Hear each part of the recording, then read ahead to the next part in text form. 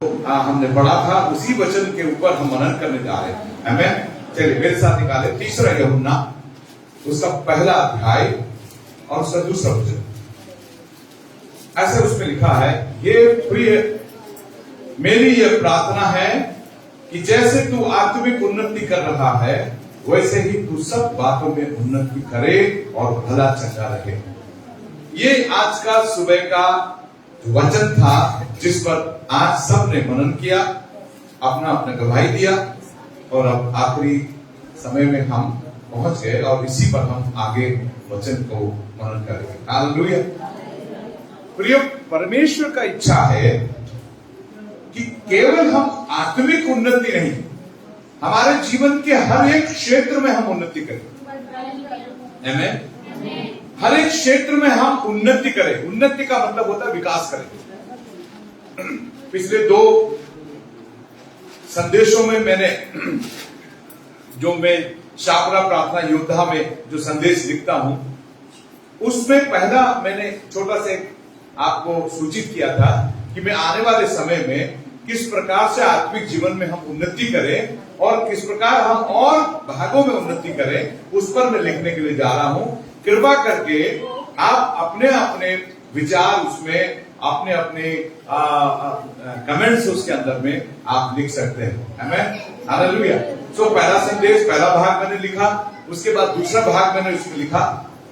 एक और निवेदन मैं आपसे कर रहा हूं, आप जब मैं प्रचार वहां पे लिखता हूं, संदेश लिखता हूं, आप उन लोगों को भी मना करें, एक संदेश के ऊपर दूसरा संदेश नहीं होना चाहिए। आमीन। मैं जैसे ही संदेश लिखा उसके नीचे आपने उस संदेश को पढ़ा नहीं, आप उस संदेश के नीचे कोई टिप्पणी लिखा नहीं, कुछ आपने परमेश्वर को धन्यवाद दिया नहीं, उसके ऊपर एक और संदेश थोप दिया। क्या जताता है ये? आपसे अच्छा संदेश मैं लिखता हूं। ऐसा नहीं करना। आपको पहले वो संदेश जो परमेश्वर का दास ने आपके पासवान ने लिखा है, आपके कलीसिया ने लिखा है, पहले उस पर जाना है, उसे पढ़ना है, उसको पर मनन करना है, प्रार्थना करना है और फिर अपना टिप्पणी लिखना है। मैं एक बहन है मंजू करके, कुंडा से वो है, उनको मैंने उसका सदस्य बनाया। कोई अगर उनको फोन करके बात कर सके, जब आप बात करते हैं तो उनको समझाना है, संदेश जरूर देना है, लेकिन पास्टर के संदेश के ऊपर संदेश नहीं देना। उससे दोनों ही संदेश नहीं पड़ेगा व्यक्ति। एक संदेश वहां हो जब भी वो मोबाइल खोले उस पे। दूसरी बात, वो संदेश आप पढ़ रहे हैं, आप उसमें अपना कोई वचन नहीं लिख के भेजें। आपने यहोवा मेरा संग है साथ, आपने उस वचन के जो आपने संदेश पढ़ा, या तो मैं संदेश लिखना बंद करूं, फिर आपके छोटे छोटे से कोर्स पढ़ना शुरू करेंगे लोग। उसमें एक एक वचन लिखा रहता है, कोर्स देते हैं वो एक एक वचन का, या तो हम उसी को पढ़े, संदेश पे लिखने की जरूरत ही नहीं है। संदेश इसलिए मैं लिख रहा हूं ताकि वो पूरी कलीसिया के जीवन में काम करे। पहली बात, हमारा जो ग्रुप है वो शापरा प्रार्थना ग्रुप है, और उस शापरा प्रार्थना ग्रुप में संदेश जो मैं लिखता हूं समय निकाल कर लिखता हूं। ऐसे नहीं मैं उधर से आया फिर उसको ट्रांसलेट किया, उसको आपको दे दिया, नहीं, ऐसे नहीं। एक संदेश को परमेश्वर के चरणों में आकर, बैठकर, सीख करके, फिर उसके लिए समय निकाल करके फिर वो आपको दिया जाता है। जो संदेश हम पढ़ते हैं ऑलरेडी वो उस पर लिखा रहता है फॉरवर्ड, यानी कि कहीं और से आया, मतलब उसने दिया, मैंने आपको चेक दिया,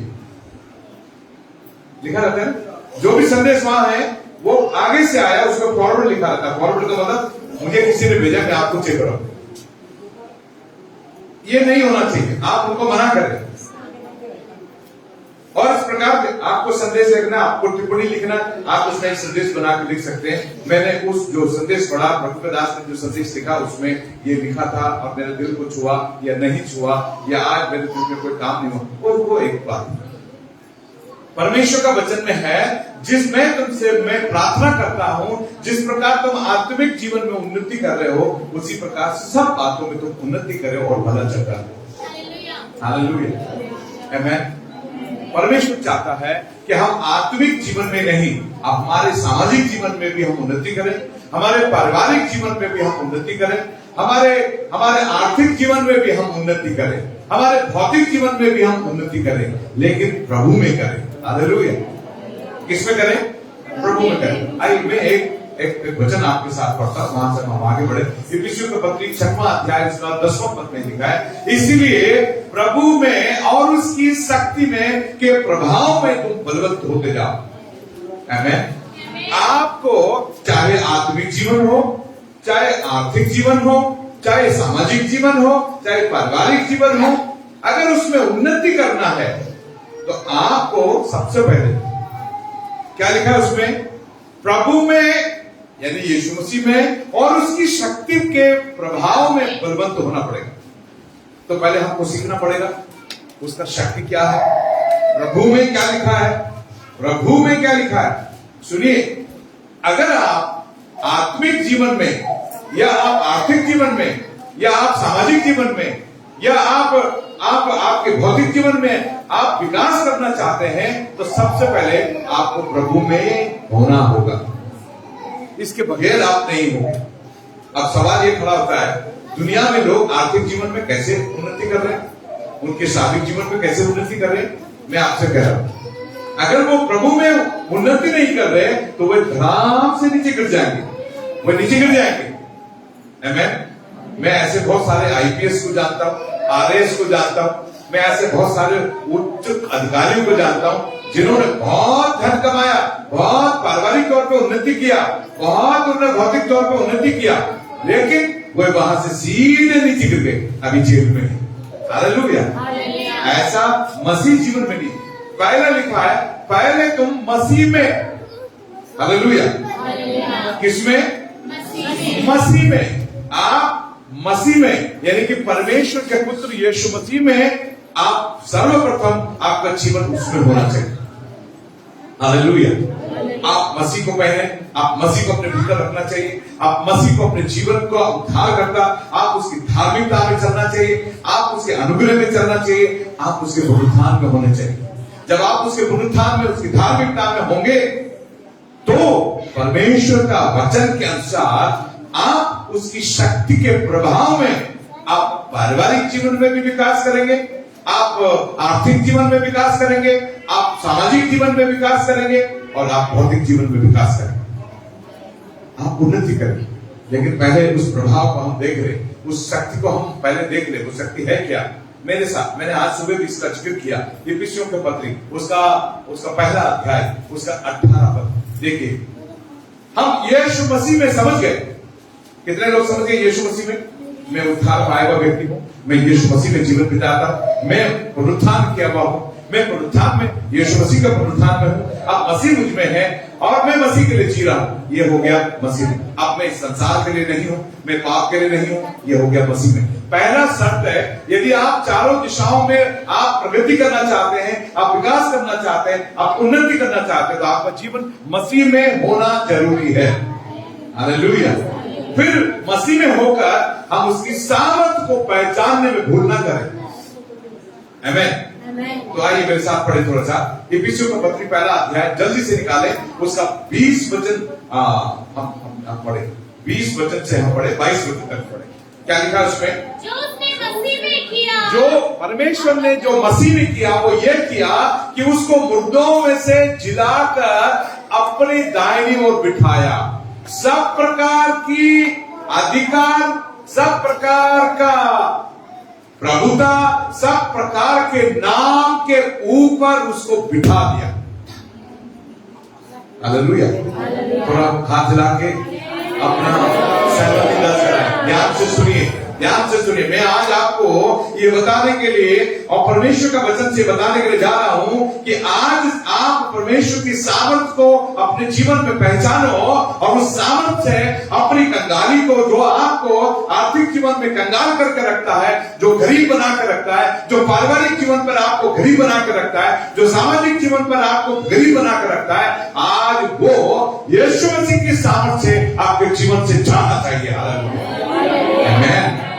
सबसे पहला वो मसीह यीशु जो आप, जिसमें आप हैं, परमेश्वर ने उसको पुनरुत्थान करके, उसको मरे हुए से जीवित करके सब प्रकार की सामर्थ, सब प्रकार की प्रभुता में, सब प्रकार का अधिकार में, सब प्रकार के नाम के ऊपर उसको बिठा दिया। सबसे पहली बात है सामर्थ संसार में है, तूफान का सामर्थ है, बीमारी का भी सामर्थ्य है, आपको बीमार करने वाला सामर्थ्य है, महामारी का सामर्थ्य है, दुष्टात्मा का सामर्थ्य, अंधकार का सामर्थ्य है, गरीबी का भी सामर्थ्य है, कंगाली का सामर्थ्य है, आपको कर्जदार बनाने का सामर्थ्य है।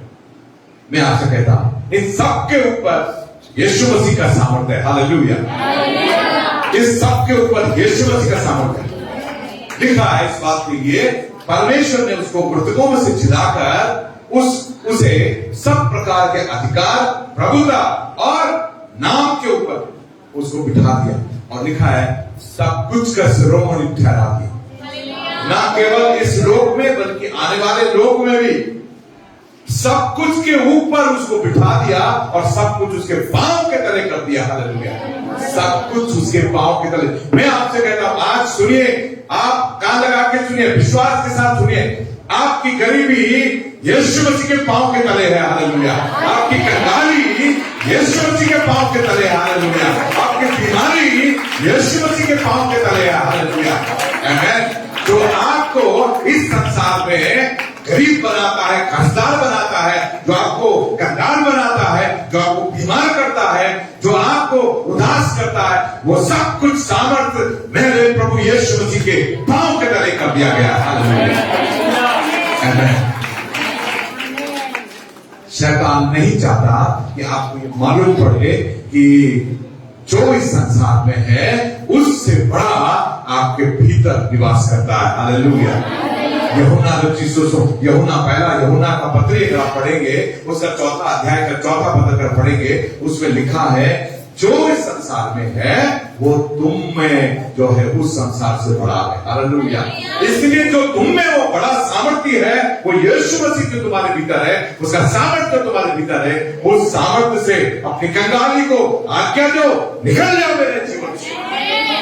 हालेलुया। मेरे साथ बोलो, निकल जा मेरे जीवन। ओए कंगाली, ओए गरीबी, आज यीशु के नाम से निकल जाए। मेरा यीशु का सामर्थ्य तुझसे बड़ा है। हालेलुया। आमीन। हालेलुया। और उसकी जगह पे परमेश्वर की संपन्नता, परमेश्वर के समृद्धशाली होने के लिए, परमेश्वर में अमीर होने के लिए, परमेश्वर में प्रगति करने के लिए, परमेश्वर में विकास करने वाली आत्मा मेरे जीवन में आ जाए। हालेलुया। आमीन। यीशु मसीह का वचन में कुरिन्थियों का पत्री में लिखा है, 2 कुरिन्थियों में उसका 8वां अध्याय में लिखा है, मसीह यीशु जो धनी था वो मेरे लिए कंगाल बन गया ताकि मैं फिर कभी कंगाल न बनूं। हालेलुया। हालेलुया। अरे ध्यान से सुनो, तुम्हारी कंगाली को उसने कलवरी के क्रूस पर रख लिया है, तुम्हारी नंगाई को उसने कलवरी के क्रूस पर रख दिया है ताकि जीवन भर तुम कभी नंगे न होने पाओ। तुम्हारी कंगाली को उसने अपने ऊपर उठा लिया ताकि जीवन भर तुम कभी कंगाल न होने पाओ। तो इसलिए मेरे साथ बोलो, यीशु के नाम से सारी कंगाली मेरे प्रभु के ऊपर है, और उसकी बोले उसकी संपन्नता, समृद्धशाली होने की सामर्थ मेरे ऊपर आ जाए। सारी कंगाली, सारी गरीबी यीशु के शरीर पर चली जाए और मैं संपन्न हो जाऊं। मैं हर क्षेत्र में यीशु के नाम से विकास करूंगा। आमीन। ऐसा लिखा है, वो प्यासा बना। अरे जिसके नाम से छोटे बुड़ गए, जिसने समुद्र को आज्ञा दिया रुक जा, वो रुक गया। जिसने तूफान को कहा रुक, वो रुक गया। जिसने मृतक को बोला जी उठ, वो जी उठा। आज वो कलवरी के क्रूस पर प्यासा है। हालेलुया। किसके लिए? किसके लिए प्यासा है? हमारे लिए, ताकि फिर कभी हम प्यासे ना हो। हालेलुया। ताकि फिर कभी हम प्यासे ना हो। आमीन। मेरे बच्चे कभी नहीं बोलते पापा उनके पास देखो कितना अच्छा ड्रेस है, कितना अच्छा उनके पास जूते हैं, नहीं बोलने देता मैं। हालेलुया। इससे पहले कि उसके पास बहुत अच्छे हैं, मैं बहुत अच्छे से अच्छा उनके खरीद के लिए दे देता हूँ। हालेलुया। आमीन। हालेलुया। मैं जानता हूँ हालेलुया मेरे बच्चे कभी प्यासे नहीं होंगे। आमीन। मैं कभी प्यासा न होऊंगा। मेरी सारी प्यास को यीशु मसीह ने पूरी कर दिया। पता वो कौन सी सामर्थ है? आगे मेरे साथ पढ़े दूसरा तिमुथियुस उसका दूसरा अध्याय का पहला पद मेरे साथ पढ़े। वो कौन सा सामर्थ है? उस सामर्थ में मैं बलवंत कैसे बनूं? आइए पढ़े। इसलिए हे मेरे पुत्र तुम उस अनुग्रह जो मसीह में है बलवंत होते जा। हालेलुया। परमेश्वर का सामर्थ को जीवन में प्राप्त करना है तो उसके अनुग्रह को प्राप्त करना है। अगर उस सामर्थ में बलवंत होना है तो उस अनुग्रह में आना है। उस अनुग्रह में आने के लिए उसकी धार्मिकता में रहना है। हेलो, उसकी धार्मिकता में रहना है। उसकी धार्मिकता के लिए हमको विश्वास करना है। क्या विश्वास करना है? उसके कोड़े खाने से मैं चंगा होगा। उसके कलवरी के क्रूस पर मेरे लिए उसने मेरी सारी कंगाली को उठा लिया। भैया इसको ठीक कर दिया। मेरी सारी कंगाली को उसने उठा लिया। आमीन। फिर मैं कंगाल क्यों रहूं? मेरे प्यास को उठा लिया, फिर मैं प्यासा क्यों रहूं? मेरी भूख को उसने उठा लिया, फिर मैं भूखा क्यों रहूं? हालेलुया। इसलिए मेरी सारी मुझे भूखा रखने वाली आत्मा यीशु के सामर्थ्य नाम से दूर हो जाए। मेरी कलीसिया से दूर हो जाए। हालेलुया। मेरी कलीसिया को गरीब करने वाली आत्मा यीशु के नाम से मेरी कलीसिया से दूर हो जाए। हालेलुया। और परमेश्वर की सामर्थ्य के साथ उसकी तमाम संपन्नता, तमाम उन्नति, हर क्षेत्र में तमाम समृद्ध होने की सामर्थ्य यीशु के नाम से मैं अपनी पूरी कलीसिया के ऊपर स्थापित करता हूं। हालेलुया। आज से मेरा कलीसिया आमीन आमीन है। हालेलुया। आज से मेरा कलीसिया के लिए मेरे स्वर्ग, मेरे परमेश्वर के स्वर्ग के पूरे दरवाजे खुल जाएंगे। हालेलुया। आमीन। मेरे कलीसिया के परिवारों के ऊपर तमाम आर्थिक श्राप को बांधने वाला दुष्ट आत्मा यीशु के नाम से आज से निकल जाए। हालेलुया। आमीन। क्योंकि मेरा परमेश्वर का पुत्र यीशु मसीह मेरा उद्धार करता। हालेलुया। उसके पांव के तले इस संसार का हरेक सामर्थ को, अधिकार को, प्रभुता को और नाम को कर दिया गया है। हालेलुया। आमीन। वो सामर्थ मेरे भीतर है जो संसार में है, उससे बड़ा सामर्थ मेरे भीतर है। हालेलुया। इसलिए उस सामर्थ से मैं आज्ञा देता हूं यीशु के नाम से मेरे कलीसिया के तमाम और तमाम सुनने वाले लोगों के जीवन में वो सारी समृद्धि आ जाए, वो सारी अमीरी आ जाए, सारा विकास और प्रगति उनका जीवन में हर एक क्षेत्र में आ जाए। हालेलुया। आमीन। मीका का किताब उसका तीसरा अध्याय उसका 8वां पद में आप मेरे साथ पढ़ो। वहां लिखा है, मैं तो यहोवा की आत्मा से शक्ति, न्याय और पराक्रम पाकर परिपूर्ण हूं। कितने लोग मेरे साथ बोलेंगे? हालेलुया। आज से बोले, अपने मुंह से बोले, मेरे साथ बोले, बोलो मैं तो यहोवा की आत्मा से शक्ति पाकर, न्याय और पराक्रम पाकर परिपूर्ण हूं। बोलो मैं भरपूर हूं यीशु के नाम से। यह परमेश्वर का सामर्थ है जो मसीह का सामर्थ के द्वारा कार्य करता है। हालेलुया। आप उस सामर्थ में कह सकते हैं हालेलुया।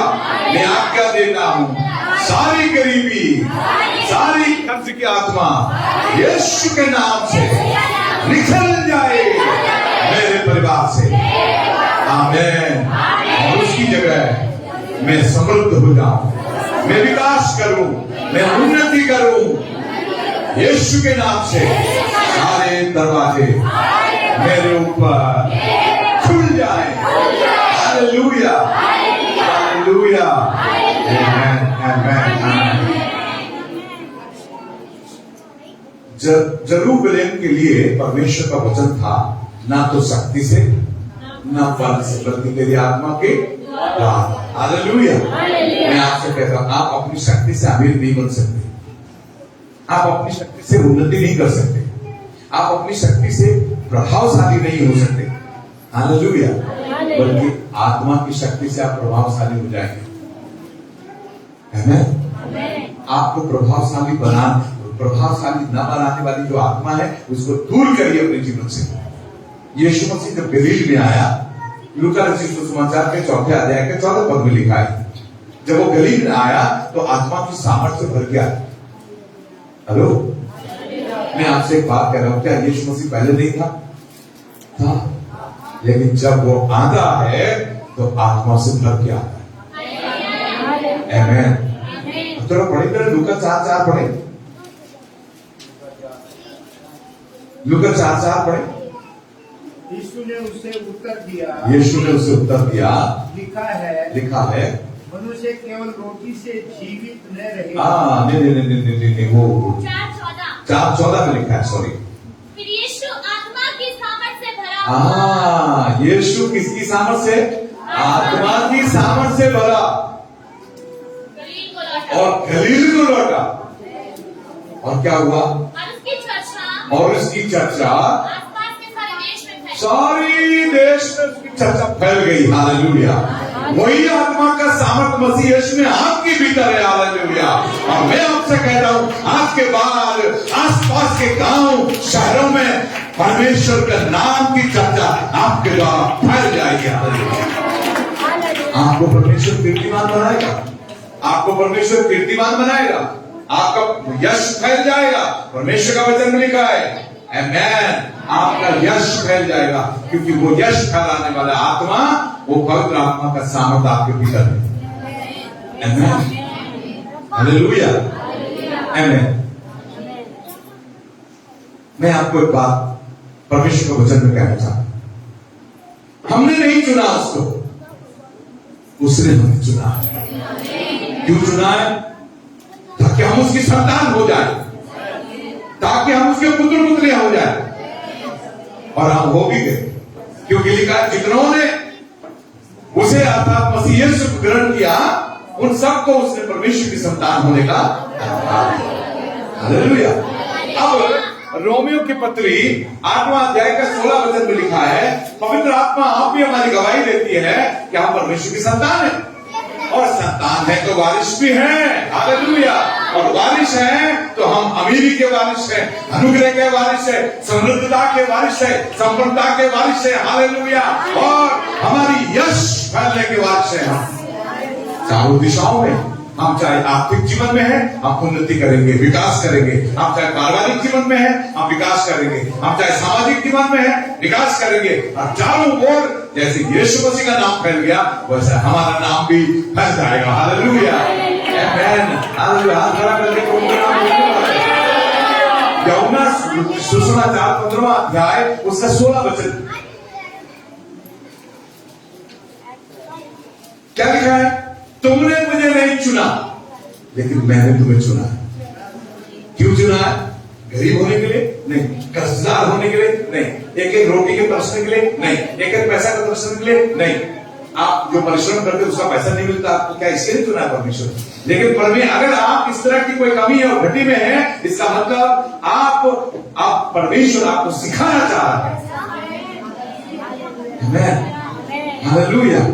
आप देखना, आप काम 100 रुपए का करते हैं, मैं आपसे कहता हूं, वो आपको एडवांस 200 रुपए देगा। आपको वो पैसा उसने आपको 20,000 रुपए दे दिया, 30,000 रुपए आपको नहीं दे रहा आपका काम करने का। मैं आपसे कहता हूं, सामर्थ्य आपके भीतर है, उस सामर्थ्य से बोला, यीशु का सामर्थ्य से मैं तुझे आज्ञा देता हूं, मेरा बकाया पैसा वापस दे। मैं आपसे कहता हूं, हाथ जोड़ करके आपके हाथों में देकर आएगा हुआ, क्योंकि हमने नहीं, यीशु मसीह परमेश्वर ने हमको चुना। हालेलुया।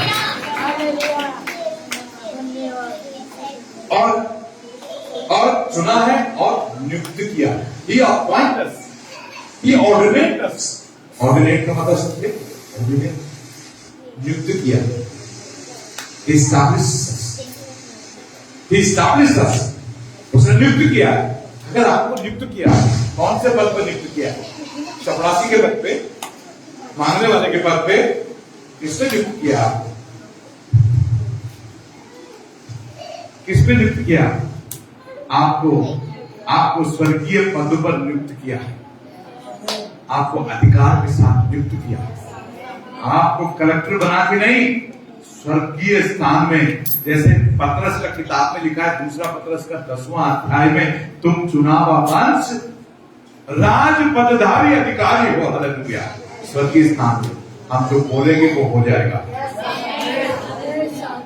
कितने लोग विश्वास करते हैं कि मैं नियुक्त किया हुआ, नियुक्त किया बिना अधिकार का नहीं किया हुआ, अधिकार के साथ किया हूं। अधिकार है गरीब करने वाली अधिकार है, सामर्थ यीशु के नाम से निकल। हालेलुया। उसे जानना पड़ेगा, क्योंकि गरीबी की आत्मा ये जानती है कि मुझे मालूम पड़ गया कि सामर्थ कहां है। आपको मालूम पड़ गया कि नहीं? हालेलुया। जोर से हाथ हिला के आपने मालूम पड़ गया, आपको मालूम पड़ गया। हालेलुया। फिर लिखा है नियुक्त किया। आप पढ़िए ना उसको, 15वां अध्याय का 16 वचन। मैं तुमने मुझे नहीं चुना, मैंने तुमको चुन लिया और नियुक्त किया है। He ordained us, नियुक्त किया है। और क्या लिखा है? कि तुम बहुत सा फल लाओ। हालेलुया। फल, आज जिन्होंने गवाही दिया वो फल लाने तो है। आज राजकुमार से जय कुमार ने जो गवाही दिया वो फल लाने तो है, वो फल लिया है। उसने कहा जा, तेरा बच्चा चंगा हो जाएगा। आपको मालूम है, जैसे उसने बड़े विश्वास के साथ कहा, स्वर्गदूत काम करने लगे। आप विश्वास के साथ, जब सामर्थ के साथ यीशु मसीह में बोलेंगे, आपको परमेश्वर ने आपके लिए स्वर्गदूतों को रखा है। ये बात इब्रानी की पत्री में लिखा हुआ है, पहला अध्याय में। स्वर्गदूत आपकी सेवा के लिए, जैसे आप मुंह से बोलेंगे सेवा करेंगे। आपने बोला, जय कुमार ने बोला जा, तेरा बच्चे का जो प्लेन रेट है वो अब बढ़ना शुरू हो जाएगा, 15 बढ़ेगा। वो कह रहा अरे क्या कमाल की बात है यार, ना तो 15 से ऊपर ना 15 से नीचे, ठीक 15 बढ़ गया। बोला जा, तेरे बेटे को छुट्टी मिल जाएगी, वो बढ़ता जाएगा। वो छुट्टी भी मिल गई। आपको मालूम है, आपका विश्वास के द्वारा जो वचन आपने बोला है वो काम करता है। हालेलुया। स्वर्गदूत उसके लिए काम करते हैं। अरे परमेश्वर का वचन यशायाह का 55 अध्याय का 11-12 पद में लिखा है, मेरे मुंह से निकला हुआ मेरा वचन बिना मेरी इच्छा को पूरा करे वो वापस नहीं आता। तो हम कौन है? हम उसमें नई सृष्टि है। क्यों बनाया उसने नई सृष्टि? पुराने में हमको दफना दिया, पुराने पाप में हम मर गए, अब मसीह में हम जीवित हैं। इसलिए परमेश्वर स्वयं आएगा नहीं, हमारे मुंह से वो अपने वचन को बोलेगा और उसका वचन उसकी इच्छा करे हुए पूरा करे हुए वापस नहीं जाए। हालेलुया। उसकी इच्छा क्या है मुझे बताओ, उसकी इच्छा क्या है? आप गरीब बनो, अमीर बनो, दोनों में से क्या इच्छा है? आप बोलिए ना, क्या बनो? उसकी इच्छा क्या? परमेश्वर की इच्छा क्या? आप गरीब बनो या अमीर बनो? उसकी इच्छा क्या? आप कर्जदार बनो या कर्ज देने वाले बनो? हालेलुया। उसकी इच्छा क्या है? आप बीमार रहो या आप भले चंगे रहो? ये उसकी इच्छा है। इसलिए बोलो, यीशु के नाम से मेरे कलीसिया के लोग भले और चंगे हो जाए, मेरे कलीसिया के लोग अमीर हो जाए। रिलीज। आप रिलीज का मतलब समझते हैं? आप स्वर्ग की आशीषों को अपने द्वारा, अपने मुंह के द्वारा रिलीज करें। मैं रिलीज करता हूं। हालेलुया। मेरा कलीसिया के लोग अमीर हो जाए। इसलिए उसने चुना है हमको, ऐसे गरीब रहने के लिए नहीं, बीमार रहने के लिए। कोई हमको दबाने के लिए, दुनिया के लोग हमको दबाते इसके लिए नहीं आए, हम दबाएंगे, हमसे लोग डरेंगे। हालेलुया। परमेश्वर का वचन में लिखा है, जहां तू रहेगा तेरा भय में उनके मनों में समाऊंगा। हालेलुया। आप पढ़ लीजिए उत्पत्ति की किताब में, निर्गमन का पुस्तक में पढ़ लीजिए इस बात के लिए। वचन काम करता है। हमें विश्वास करना आज के बाद, मैं आज के बाद गरीब नहीं, मैं पारिवारिक दृष्टि से मैं समृद्ध हो जाऊंगा, अमीर हो जाऊंगा। हालेलुया। और उसने मुझे चुना है, नियुक्त किया है ताकि मैं फल लाऊं। और एक और बात, तुम्हारा फल बना रहे, तुम्हारा फल बना रहे। आमीन। मुझे एक बात के जवाब दे, पेड़ पर आम के पेड़ पे आम का फल लगा है, अगर आपने तोड़ा नहीं तो क्या है? नहीं, अगर गिरा भी नहीं तो क्या होगा? सूख जाएगा। हैं? तुम्हारा फल, तुम फल लाओ और तुम्हारा फल बना रहे। आमीन। वो कैसे बना रहेगा? जब आप अपने अंगीकार को थामे रहेंगे। आमीन। आप समझ रहे बात? कैसे बना रहेगा? ये फल कैसे बना रहेगा? आपने तोड़ा और आपने अपने पास रख लिया। आमीन। तो वो सुरक्षित रहेगा। अगर तोड़ा नहीं तो सूख जाएगा। इसलिए आज इब्रानी की पत्री 10वां अध्याय का 23 पद में क्या लिखा है कि तुम उस अंगीकार को थामे रहो क्योंकि प्रतिज्ञा करने वाला परमेश्वर सच्चा है। वो प्रतिज्ञा करके भूला नहीं है, केवल वो चाहता है कि जो मैंने प्रतिज्ञा करी है उस फल को तुम संभाल के रखो, अंगीकार करके रखो। क्या अंगीकार करना है? कि मैं परमेश्वर के द्वारा नियुक्त किया गया हूं, चुना गया हूं, ताकि मैं लोगों के बीच में अमीर और उन्नति करने वाला हूं। मेरा परिवार उन्नति करे, मेरी कलीसिया उन्नति करे, मेरा सामाजिक जीवन उन्नति करे, मेरा भौतिक जीवन उन्नति करे, मेरा शारीरिक जीवन उन्नति करे। मैं खुदा चंगा रहूं। हालेलुया। कितने लोगों को विश्वास है? आमीन। हालेलुया। आज की बात एक बार दोबारा मेरे साथ इब्रानियों की पत्री पढ़ो, उसका 10वां अध्याय का 23 वचन पढ़ो, बार बार पढ़ो। क्या लिखा है? आओ हम अपनी आशा के अंगीकार को दृढ़ता से, हल्के हाथों से नहीं, दृढ़ता से। कितने लोग आज के वचन को दृढ़ता से पकड़ने जा रहे हैं? हालेलुया। कितने लोग आज के वचन को, परमेश्वर का वचन है, हालेलुया, ये सारा अधिकार जो संसार में है, आपको खरीद करने वाले का, आपको बीमारी का आत्मा, आपको निराश करने वाली आत्मा, वो सब हमारे प्रभु यीशु मसीह के पांव की चौकी के तले कर दिया गया है। और यीशु मसीह को उन तमाम अधिकार और सामर्थ्य और प्रभुता और नाम के ऊपर बिठा दिया गया है, और सब कुछ उसके पांव की चौकी करके उसे कलीसिया को सौंप दिया। अभी आपका प्रभु, आपकी कलीसिया का प्रभु यीशु मसीह है। हालेलुया। वो तुम्हारे भीतर निवास करता है। और परमेश्वर का वचन में लिखा है, पहला यूहन्ना उसका 4 अध्याय का 14 पद में, जो तुम्हारे भीतर है वो तुमको जयवंत करता है, क्योंकि वो संसार से बड़ा है। आमीन। आमीन।